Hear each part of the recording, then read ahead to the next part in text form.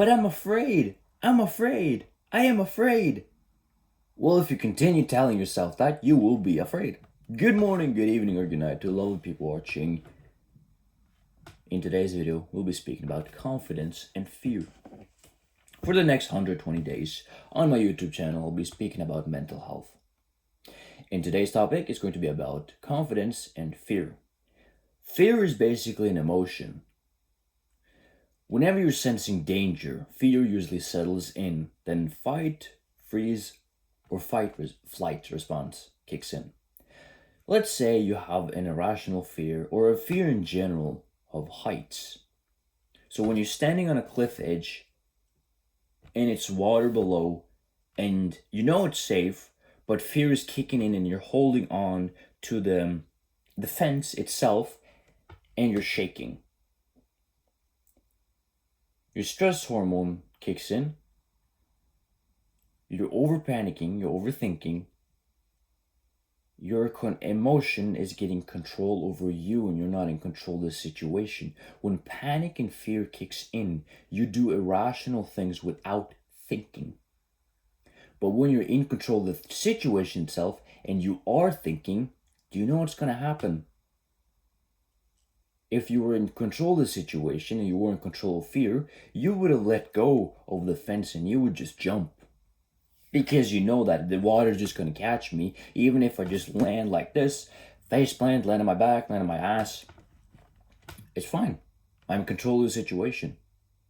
Because your internal compass, your internal gears, your mental health is basically the key to unlocking everything of your problems that you're facing.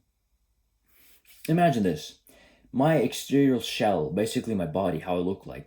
I may not be the biggest guy, but being confident, even though at the weight that I am, has helped me a lot. I remember that, and the other day it was actually, the dream woman I've been thinking about for a long time. How I could envision a dream woman for me being like, her personality was on spot, her body physique was pretty nice. So I went up to her without thinking, and I just looked at her, and I got eye contact there. I waved, and she waved back and smiled. Do you know what I did? I did this, signaling basically take off your headset in a nice, polite manner. And I said, "Hey, I just thought you were beautiful, and I love your outfit. I was just wondering if I could grab a coffee with you one time." And she did this, "I'm sorry, I'm married."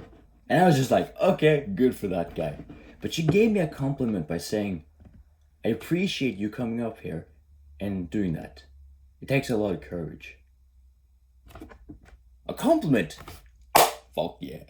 And I really appreciate it. Even though I got rejected, at the same time, I was respectfully, good for that guy that she is together with this aesthetic and beautiful woman. I didn't think about the situation itself. Overthinking was gone. Confidence was on spot.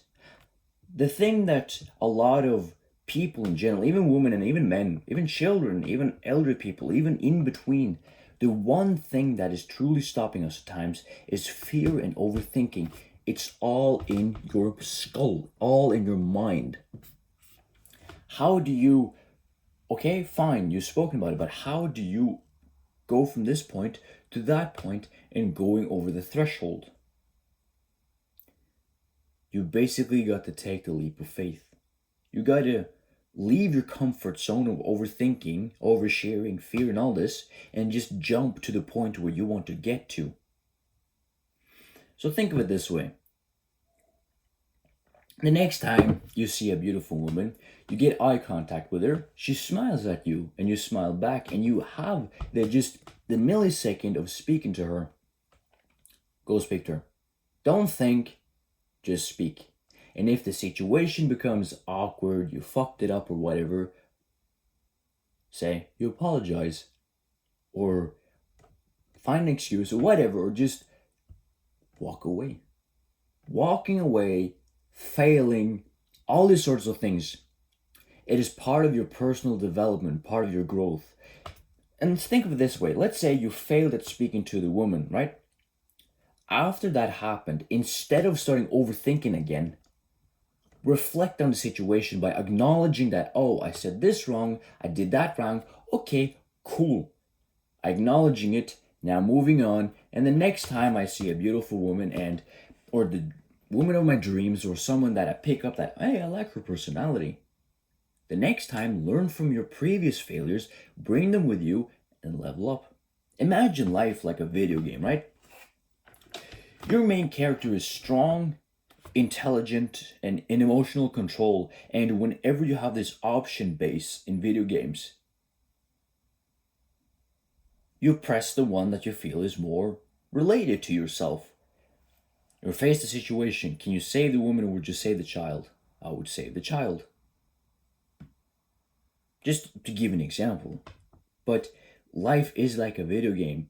With every single failure, with every single defeat, you reset. It's not like you're dying, but you're basically just resetting, learning from your failures, and moving forward. Imagine you've been working in a video game, leveling up, and trying to defeat a boss. Oh, you were too underleveled. Okay? So what do? You strengthen your character mentally and physically. Oh, you didn't have the skill or knowledge to defeat the boss or parry it at the right time. So you study and you learn the moves. You watch YouTube videos. In real life, you pick up books, you watch courses, you track. That's how you become better. Your mental health becomes better when you decide that you've had it.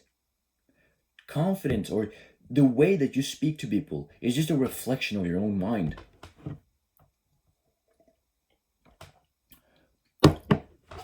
One of the mindsets that I have that has helped me a lot is I don't give a fuck mindset. And it's helped me a lot in many, many daily life situations. Of course, it can come with a dangerous backlash where if I were to have that I don't give a fuck mindset at work, oh, good grief, goodbye.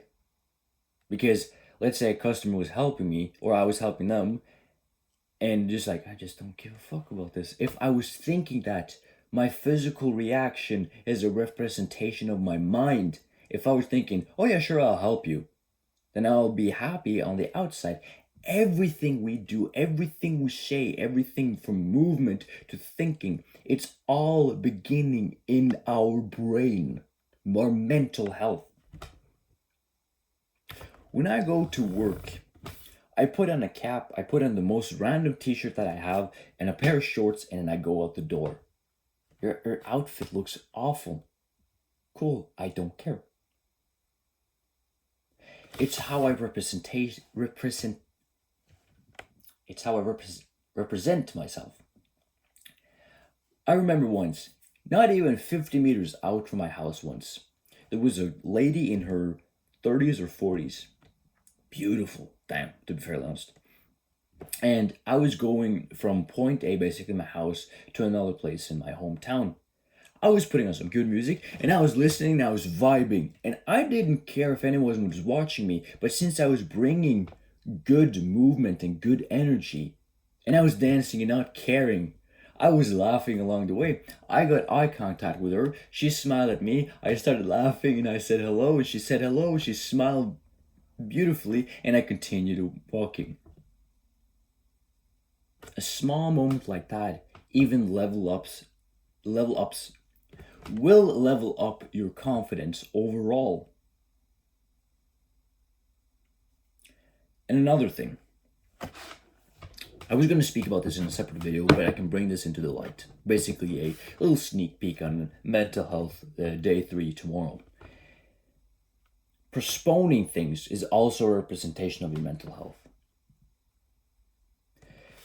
Whenever you delay something, if something is important and you delay it for a long enough period of time, you're telling your mental health, you're telling your brain, it's not as important that it is. Your emotions, your brain, and everything connected or wired inside your skull, it's a reason it keeps telling you something. Fear kicks in when it detects danger. Anger arises because you feel like you're in the wrong or you feel like you've been wronged. Happiness flares up when you achieve something. When you have sex, dopamine basically releases in your brain chemicals. Tell me one example in the comment section. Prove me wrong and tell me something, whatever it is, that you do that is not aligned with your mental health. Everything we do is correlated with our brain. Oh, scrolling on TikTok or Instagram, it is correlated with your mental health. You just sitting there doom scrolling is just to chase some dopamine. You going on a specific website is to watch some videos because your monkey brain just activated. Again, your mental health. It is you versus you. Fuck everyone else, but seek guidance when you need it. Take care.